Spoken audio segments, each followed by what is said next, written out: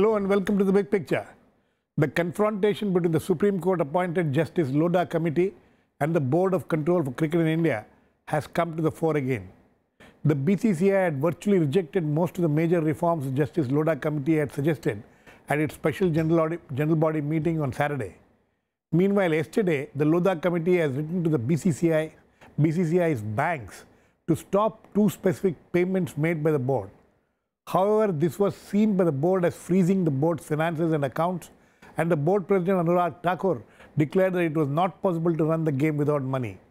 There are speculations even of the ongoing test series with New Zealand being cancelled. Meanwhile, on Monday, the Lodha Committee has also suggested to the Supreme Court to supersede the board's present office bearers to make way for the new committee. What are the implications of this conflict and confrontation between the Justice Lodha Committee and the BCCI? Where is the confrontation heading, and what will be the impact on the game and its administration? We will discuss this today with Kirti Azad, former India cricketer and BJP MP, on the phone line, Vikas Singh, former Additional Solicitor General, Sanjay Hegde, Senior Advocate, Supreme Court, and Pradeep Magazine, Senior Sports Journalist. Welcome to all of you. Sanjay, you think that as far as the question of jurisdiction and powers of the Lodha Committee, is it settled? That is settled. It is, after all, appointed by the Supreme Court itself. The Supreme Court has asked for its report, and it is the Supreme Court, hearing after hearing, has told the BCCI that implement the Lodha Committee report. And it is not as if it's Justice Lodha alone.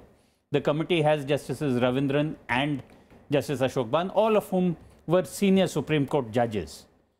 It's that the detailing of the running of the board for the improvement of the game, which the Supreme Court desires, to make it a clean public body, which carries out a public function, and largely a public function now. That is the objective. As to how to go about it, all the detailing is left to the Lodha Committee, and whatever the Lodha Committee recommends, while the board might place its objections before the court, unless the court agrees with the board, it is the Lodha Committee which will prevail. And I do not think that the Supreme Court will largely differ with what the Lodha Committee recommends. Okay, Vikas Singh, do you agree with that? Do you think that what Sanjay is saying, which means that whatever powers that the Lodha Committee has is equivalent to the powers of the Supreme Court? According to me, the appointment of the Lodha Committee is a huge case of judicial overreach. This should never have happened. This is completely beyond the jurisdiction of the Supreme Court. When the Supreme Court, when Justice Lodha was hearing a bench with regard to decriminalization of politics, there they said, no, we can't do it because it has to be done by law. But when it comes to managing a private organization which has been set up as a society long time back, then they say, no, this society, how it should be formed, who should run it, etc., everything will be determined by us. I mean, just imagine, this is the only cricketing body in the country which has actually made India proud by taking us to the world #1 position. This is the only sporting body in the country which dominates the world. And now virtually you're wanting to kill that same body by imposing a mediocre person who has done nothing as a judge, and suddenly he is making all kinds of recommendations, as if Justice. No, Vikas saying, I don't think you can cast aspersions. That is, I won't agree. You should not be casting aspersions personally on the judge. I won't agree about, at least about Justice Lodha. This happen. He's not a judge anymore. Sanjay, you will not agree. He had the opportunity to self-correct himself even when the appointment issue was there. But Vikas Singh, you are saying that but Vikas Singh, you are saying that this is a case of judicial overreach. You are saying that the committee has no locus standi as far as passing these kind of recommendations are concerned. We'll come back to you, Kirti Azad. How do you look at this? There is now some kind of a shadow on the ongoing cricket tour itself. Though today there have been certain clarifications from Justice Lodha himself. But as far as the game is concerned, is it affecting the game? Not at all. You see, India has won 2 test matches. It is not affecting the game. And for the betterment of the people sitting on the panel, I would tell them it's a judgment and not a recommendation. The recommendations were there. It was discussed day to day. BCCI accepted all the recommendations that were there in the judgment. So that is number one. Secondly, it's not the BCCI but the players that got India into number 1 position. Secondly, why it was necessary, if you remember the Nirbhaya case, the Nirbhaya rape case that had taken place, and there was big uproar in the entire nation. And internationally, people were taking a lot of interest into what had happened. The Supreme Court had intervened and laid down the laws. Why? Because there were no specific, strong laws on the rape case. Secondly, the Board of Control for Cricket in India may be an institution, but it is not bound by the National Sports Federation. Hence, you can take action on it. Second, and going further than that, the CBI, the Anti-Corruption Unit, and all the other various agencies of the government and autonomous agencies have had inquiries on various associations. The only thing wrongly that was done by the BCCI was they thought that they could manipulate the Supreme Court, the judgment, as they could manipulate, use, misuse and abuse the government departments over the years, Ministry of Finance, Ministry of Corporate Affairs, Ministry of Urban Development. They have hoodwinked everybody all throughout. And we all know the kind of corruption that is there. You remember they had their own 2 judges when the Mayappan case came up and Srinivasan exonerated them, till Justice Mudgil said yes, they were guilty of having fixed matches. So when you're fixing matches, it's equivalent to treason. Okay. So it's as simple as that. Okay. Pradeep, the special general body meeting on Saturday of the BCCI has virtually rejected most of the major recommendations. They have accepted some of the smaller ones. So, what is the thinking within the board? See, I am actually flabbergasted in the sense that the board fought in the court. They had the best lawyers available in the country, fighting for them, saying the same things which they are raising objections to. But the Supreme Court, the bench headed by the Chief Justice of this country, passed his judgment. It said Lodha committee recommendation should be implemented, and which the board agreed to. Their defiance to me and to everyone else. See, at the end of the day, what are you doing? You are defying the judgment of the Supreme Court of India. I don't know who's advising them, and their contention is that the board will suffer. I don't understand how will the board suffer. Board is run by people. There are certain individuals. All these people, Thakurs and others, will lose their office bearership because they don't, according to the recommendations, they have already served their 9-year term. They don't qualify.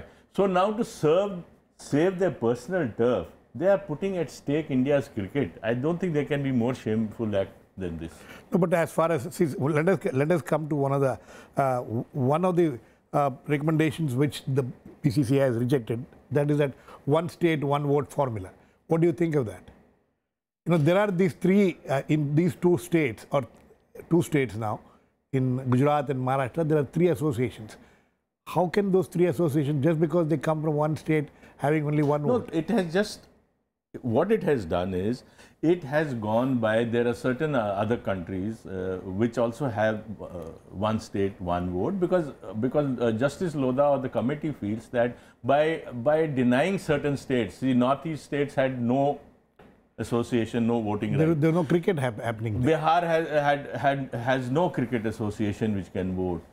UP, which is perhaps the biggest state in India, has one vote. So why should smaller states like Maharashtra have 3 votes? But it has not denied those associations their rights. They will get their money, they will run their cricket, they will play in domestic cricket. All it has done is for the sake of representation. Like it's an Indian team. How can an Indian team be, certain states be denied being part of that association? That's what Lodha has done. And I don't see what's wrong in that. You know, Sanjay? Because some other, see, and also it's very interesting. This also needs to be discussed. The BCCI has appointed Justice Karju as you know, a committee headed by Justice Karju to deliberate with Justice Lodha and go about how, you know, what is this whole thing about? I think it was ill-advised.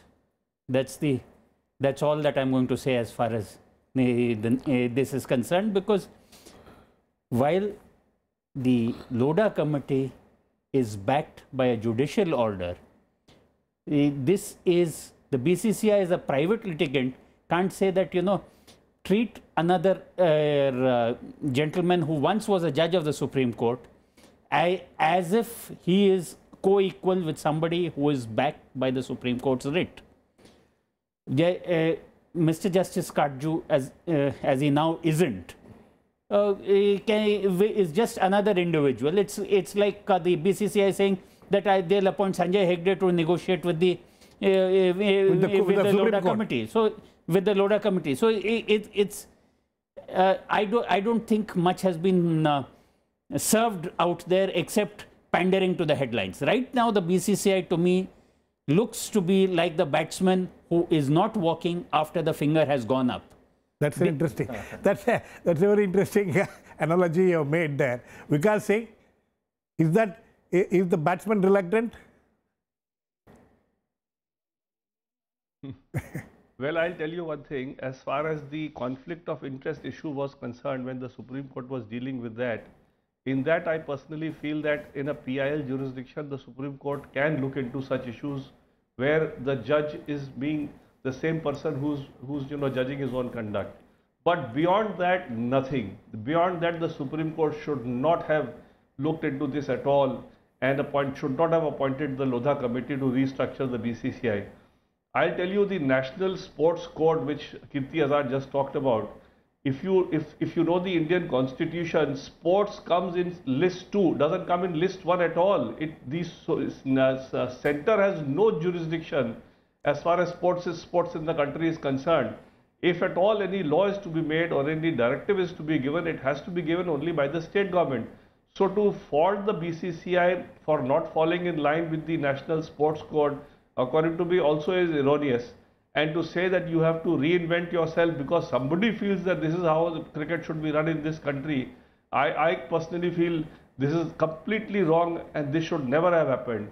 This Lodha committee is acting as if it is higher than the Supreme Court also. It is exercising powers as if it is exercising powers of Article 142 of the Supreme Court, which Supreme Court also normally does not exercise very often. No, but Mr. Vikas saying law unto themselves. No, Mr. Vikas saying. Sorry to intervene. No, what has happened yesterday, that Justice Lodha committee writes to the bank saying that, you know, don't honor these two specific instances of payments. I mean, under what authority does that kind of an order come from? And is it backed by the Supreme Court? How do we look at that? I personally feel he has no authority to pass this kind of an order. That's why I'm saying he's overreaching his own authority, which his task is merely to suggest some restructuring, which also according to me is not correct. But at best, whatever his recommendations are, it has to be put to the Supreme Court, and ultimately the Supreme Court has to take a call whether this has to be made. They have already taken a call. What is Vikas saying? I mean, he's going way beyond his mandate by writing directly to the banks. He is actually behaving as if he is superior to the Supreme Court also, and a retired person behaving in this manner, according to me, is completely against the rule of law that this country very strongly believes in, and everybody upholds. Sanjay, you know, this specific case of writing to the banks, how is it going to be justified? What is the mandate he has? The mandate that the Justice Lodha committee has is to make recommendations. Thereafter, the Supreme Court has already ruled on it and said and has told the BCCI. No, but as far as the banks are concerned, I don't think there has been any ruling by the Supreme Court. There may not have been a ruling. Don't you think that we should have gone through the Supreme Court at least? No. He could have very well been warning the banks.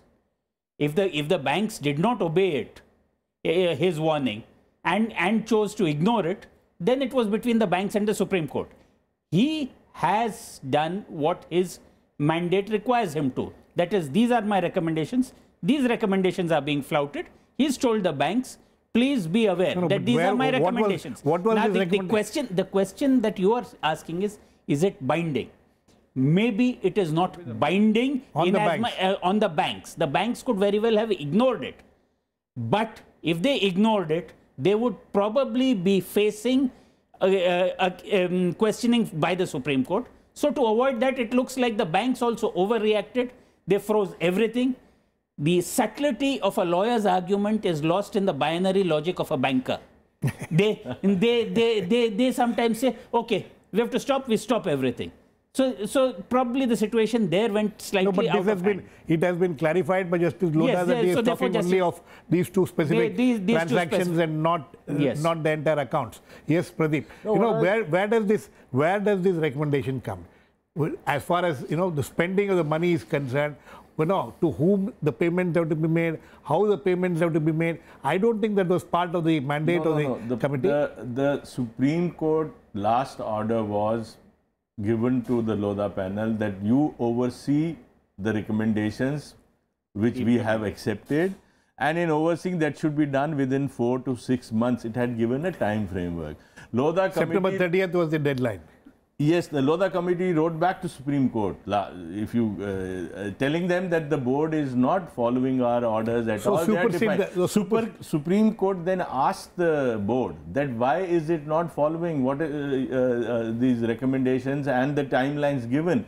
In those timelines, 30th September was a date beyond which they couldn't have passed these orders in. So that is what Lodha said, that these are illegal. It can't be implemented because it is Supreme Court backed, that you cannot take these decisions. Only a new body will take decisions for future. So that is why they issued this order to the bank. Okay, Kirti, are there? Yeah, I'm there. Okay, Kirti, as far as the specific, we'll come back to the issue of this one vote, one state formula. Are you in favor of that? You think that is the right thing to do? Correct. And there are no three members in Maharashtra. There are 4. Gujarat has 3. Andhra Pradesh has 2. Bengal has 2. Andhra Pradesh had 2. Now it's 1. No, they still have 2. They have Hyderabad Cricket Association, Andhra Pradesh Cricket Association. Okay. Bengal has Bengal Cricket Association and National Cricket Club. Gujarat has 3, Maharashtra has 4, which includes CCI. Okay. And they don't play cricket. You also had Indian universities, which is not playing cricket. Now, the very interesting points have come out of what Vikas Singh was saying, Sanjay was saying, and even Pradeep was saying. First of all, they might be a private autonomous organization. Yes. But they use the name India. They use the national anthem. They use the national flag. Not only in India, but abroad as well. If at all, because it is in Schedule 2, so they should be registered under the Societies Act. What they have done, to get away from the states looking into their accounts, they have registered themselves under the Registrar of Companies, which comes directly under the central government. There is a big conflict of interest there. As far as the bank accounts were concerned, day-to-day expenditure, day-to-day expenses are not stopped, which was very specifically said by Justice Lodha today. The subventions that were to go to the states, it was not in the agenda of the BCCI, the AGM, that subventions would be given to various states. They are trying to basically empty the coffers before the Supreme Court comes in. There are 1,600 crores there, and what they have done, I have reasons to believe, been told, and I know through sources, that much of this money has been given to the various associations, which they were not supposed to do. So these were basically points that have been taken very seriously by Justice Lodha, who's supposed to be implementing the judgment of the Honorable Supreme Court. And to top it all, the BCCI went into the Supreme Court with a review petition on the suggestion of Justice Kadju, and they asked the Chief Justice to recuse himself because he was biased against them. Correct. Now, these are the things which I suppose nobody would do. After all, they have many a times these executive orders, they've manipulated, used, abused and misused government offices. But this is the Supreme Court of India that has given a judgment. They can't get away with it. किसी की दुम पे पांव रख दी गई है जो आज तक अपनी जिंदगी में सब कुछ करता रहा. So obviously now they're feeling the pinch now at the moment. Okay. Vikas Singh, would you like to react to that? And also, the question of superseding. Well, I'll tell you, I have the Supreme Court order in front of me which gave the mandate to the Lodha committee. It merely says the 3-member committee is also requested to examine and make suitable recommendation to the BCCI for such reforms in its practices and procedures and such amendments. So, who is to do the amendment? It is the BCCI to do the amendment. What is the Lodha committee to do? Lodha committee is merely to make some recommendation. Now, whether that recommendation is acceptable to the BCCI or not is something for the BCCI to decide. Lodha committee is only to decide what according to it should be fair practices which should be brought in. Now, if there are certain recommendations which the committee feels are integral to proper functioning of the BCCI and the BCCI does not implement those recommendations, then it is for the Supreme Court to take a call. Now, no executive power of the BCCI have been given to the Lodha committee. They have only been asked to look at the present rules and suggest amendments. And whom to? To BCCI itself. So, it is the BCCI which has to take a final call on whether it will go ahead with the amendments or whether it will abide by whatever it feels is correct and accept only whatever it feels it needs to incorporate. So, I don't see where this mandate is coming to. Firstly, this appointment I told you earlier also is completely a case of judicial overreach. And where does he get this mandate of passing these kind of executive instructions? This kind of executive instruction even the Supreme Court would normally not have passed in a matter like this. But Lodha is behaving as if he's still in the Supreme Court and he's exercising powers under Article 142 of the Constitution of India, where he can issue directions contrary to law and directions which are beyond the jurisdiction, the statute. Okay, Sanjay, you have to react to that. Where does he get the powers from? This is a serious question. This has been discussed in the past also. The first thing is all this judicial overreach argument I don't buy, for the simple reason that as a lawyer, once there is a judgment of the Supreme Court, it has to be obeyed. What is the judgment of the Supreme Court? Even if it is a wrong judgment. Okay? No, that's the first point. Unless it is reviewed by the Supreme Court itself, it is the law of the land. Right. That's the so there is no DRS here. Now, after that, the judgment of after this judgment, which said make recommendations, those recommendations, there was a hearing on that. The Supreme Court said we accept these recommendations. They have now been become part of the judicial order. No, one second. One second. Which means that BCCI has no role. Has no leeway or no elbow room to say, I like this, I will take this, I don't like this, I won't take it. They just have to accept everything which Supreme Court has said that we are accepting the recommendations. Yes, the imprimatur is there. BCCI has no scope to make any other... Not unless the Supreme Court reviews its previous orders by which it has given its imprimatur. Okay. Vikas Singh, how do you react to that? Vikas Singh. Well, according to me, unless the Supreme Court finally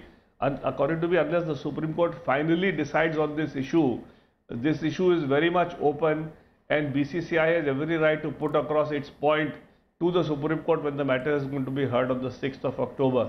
So I don't think that finality which Sanjay is talking about has yet been attained in this matter, and the recommendations are still at the conceptual stage in the sense that they are still being debated. And they have not been given the approval of the Supreme Court as a judgment of the Supreme Court, making the recommendations itself a part of the judgment or having the stamp of the approval of the Supreme Court. Okay, yes, Pradeep. And even if the Supreme Court had done, it would be again a case of... Okay, Pradeep.